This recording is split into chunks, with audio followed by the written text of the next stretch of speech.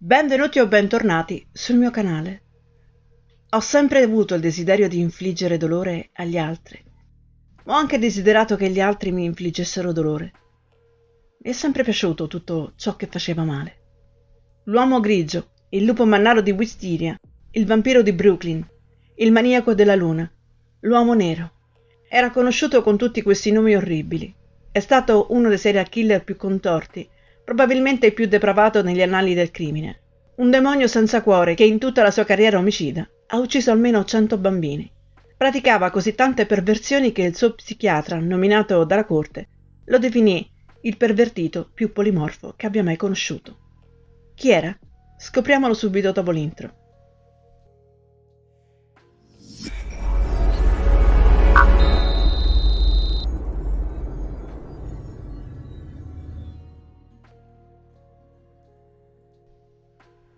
Nacque come Emmental Fish a Washington nel 1870.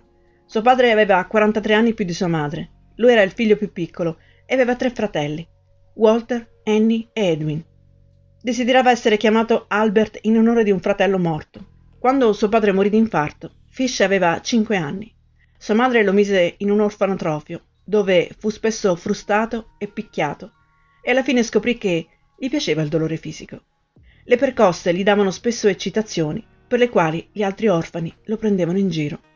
Nel 1879 sua madre riuscì a ottenere un lavoro governativo che le permise di potersi prendere cura del figlio. Ma il tempo trascorso in orfanotrofio lo aveva già cambiato. All'età di 12 anni, nel 1882, ebbe una relazione omosessuale con un ragazzo addetto al telegrafo. Fu lui a iniziarlo alla coprofagia e urofagia.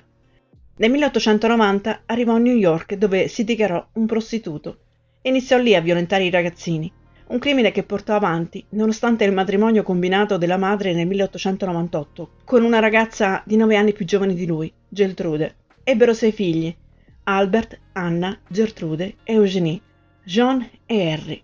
Per tutto il 1898 lavorò come imbianchino e nel frattempo continuò a importunare i ragazzini, stavolta quelli sotto i 6 anni. Quel periodo sviluppò un morboso interesse per la castrazione, tanto che arrivò a provare a evirare un suo amante, mentalmente ritardato. L'uomo spaventato fortunatamente fuggì. Nel 1903 fu arrestato per appropriazione indebita e condannato all'incarcerazione a Sing Sing, e lì continuò ad avere regolarmente rapporti con uomini. Attorno al 1910 ebbe una relazione sadomaso con un ragazzo di 19 anni, Thomas Kidden. Assieme andarono in una fattoria, dove Fish legò il ragazzo e lo torturò per almeno 2 settimane. Dopodiché provò ciò che voleva fare da tanto, evirarlo. E lo fece. Non dimenticherò mai il suo grido e il suo sguardo, disse poi. L'intenzione era di farlo a pezzi e portarlo via, ma era caldo e sarebbe andato sicuramente a male. Quindi si limitò, lasciandolo sempre legato, a versargli acqua ossigenata sulla ferita, avvolgendo ciò che restava in un fazzoletto intriso di vasellina. Gettò ai suoi piedi una banconota da $10, lo salutò e se ne andò col primo treno. Nel gennaio 1917 sua moglie lo lasciò per John Strip, un tuttofare. In seguito a questo Fish iniziò a sentire delle voci. Una volta si avvolse in un tappeto spiegando che stava seguendo le istruzioni dell'apostolo Giovanni. Ed è in questo periodo che iniziò l'autolesionismo. Si conficcava nell'addome, nell'inguine e nello scroto aghi o del cotone imbevuto di benzina a cui poi dava fuoco nelle retrovie. Dopo il suo arresto, le lastre rivelarono che al suo interno aveva almeno 29 aghi nella regione pelvica. Amava picchiarsi a sangue con una pagaia tempestata di chiodi e consumava regolarmente escrementi umani. Non toccava i suoi figli in nessun modo, ma incoraggiava gli altri padri a picchiare i propri figli con la stessa pagaia che usava su se stesso, e ben presto sviluppò una crescente ossessione per il cannibalismo, spesso preparandosi una cena composta esclusivamente da carne cruda e talvolta servendola anche ai suoi figli. Durante il 1924 il 54enne Fish, affetto da psicosi, sentì che Dio gli stava comandando di torturare e mutilare sessualmente i bambini. Poco prima del rapimento di Grace Butte, Fish tentò di testare i suoi strumenti dell'inferno su un bambino che aveva molestato di nome Cyril Quinn. Quinn e il suo amico stavano giocando a basket sul marciapiede quando Fish li invitò nel suo appartamento per dei panini. Mentre i 2 ragazzi stavano lottando sul letto di Fish, spostarono il materasso e trovarono sotto un coltello, una piccola sega a mano e una mannaia. Si spaventarono a morte e corsero fuori dall'appartamento. Fish si risposò il 6 febbraio 1930 a Waterloo, New York, con Estella Wilcox, ma divorziò solo dopo una settimana. Fu arrestato nel maggio 1930 per aver inviato una lettera oscena a una donna che aveva risposto a un annuncio per una domestica. Dopo quell'arresto, e uno del 1931, fu mandato in osservazione all'ospedale psichiatrico di Bellevue. Era il 28 maggio 1928 e Delia Budd ricevette la visita di un uomo anziano e a prima vista fragile. Le si presentò come Frank Howard e le disse che era arrivato fin lì in risposta a un annuncio per un'offerta di lavoro. Edward, il figlio di Delia, un 18enne forte e volenteroso, si era offerto come operaio e Frank era interessato ad assumerlo nella sua fattoria di Long Island. Frank, fatte le sue valutazioni, accettò e disse che sarebbe tornato a prendere il ragazzo nel fine settimana. Tornò la domenica successiva con un pensiero per Delia, fragole e formaggio della sua fattoria. Restò a pranzo con loro e Frank passò molto tempo con i figli più piccoli di Delia, quella domenica in particolare con una bimba, Grace. Dopo il pranzo si congedò con la famiglia, spiegando che era dispiaciuto ma che doveva partecipare alla festa di compleanno della sua nipotina. E prima di andare, oltre a confermare che sarebbe tornato verso le 9 a prendere Edward, chiese il permesso di portare la piccola Grace di soli 10 anni con lui alla festa. Delia restò un po' titubante, ma il marito gli diede il benestare. In fondo lui sembrava un uomo a posto e la bimba, con altri bambini, si sarebbe sicuramente divertita. La piccola, vestita ancora con l'abito indossato per fare la cresima quella mattina, salutò la sua famiglia, prese la mano dell'uomo e se ne andò. E quella fu l'ultima volta che la videro, poiché la bimba non tornò mai più a casa. La mattina dopo i detective iniziarono le ricerche e si scoprì che non esisteva nessun agricoltore di nome Frank Howard a Long Island e nessuna festa all'indirizzo dato dall'uomo la sera prima. La caccia all'uomo iniziò, ma nonostante gli sforzi della polizia, della piccola Grace non si seppe più nulla, fino al 14 novembre 1934, quando a casa Budd arrivò una lettera indirizzata a Delia, che fortunatamente da analfabeta non poté leggere.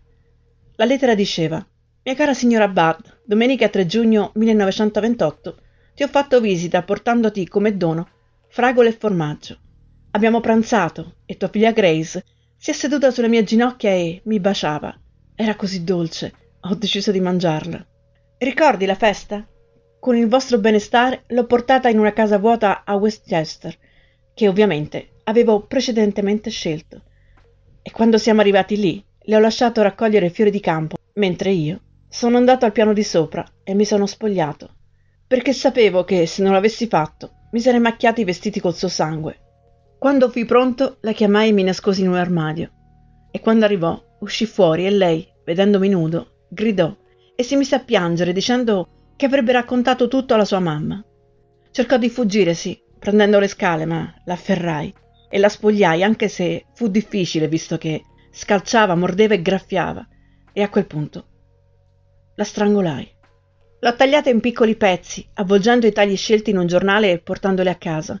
Poi, ovviamente, l'ho cucinata e mangiata. Che carne dolce e tenera. Ci sono voluti 9 giorni per mangiare tutto il suo corpo. Volevo assicurarti che non ho fatto sesso con lei, anche se avrei potuto farlo se l'avessi voluto. Grace è morta vergine. Edward, il figlio, portò la lettera alla polizia che, osservandola bene, scoprì un dettaglio nel logo che conduceva a una pensione economica sulla 52esima strada. E lì, in quella pensione topaia, si scoprì che la persona che aveva occupato la stanza era un uomo anziano di nome Albert Fish, e la descrizione che la padrona della pensione dava di quest'uomo era molto vicina alla descrizione dell'uomo che aveva portato via Grace, Frank Howard. Fish era solito tornare alla pensione per prendere la posta, ma l'ultima volta che si presentò trovò la polizia ad aspettarlo. Era il 13 dicembre 1934. Interrogato ammise che aveva rapito e ucciso la bimba.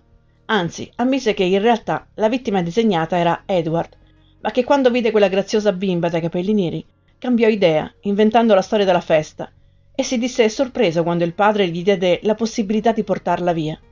Raccontò che una volta lasciata la casa, si fermò a prendere degli oggetti che erano stati lasciati in custodia ad un'edicola, una mannaia, una sega e un coltello da macellaio. E ovviamente prese un biglietto per lui e per Grace, per la bimba di sola andata. Raccontò ai poliziotti quello che era successo, aggiungendo che diversi giorni dopo tornò al cottage e smaltì i resti gettandoli oltre un muro sul retro della proprietà. Gli investigatori li trovarono esattamente nel punto che aveva descritto.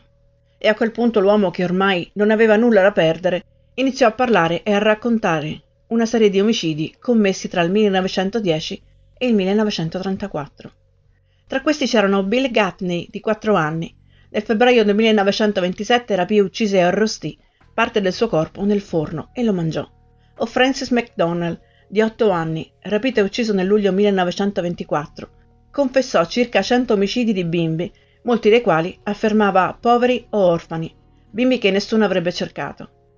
Descriveva la brutalità di quei crimini con un certo gusto, come solo una mente deviata può.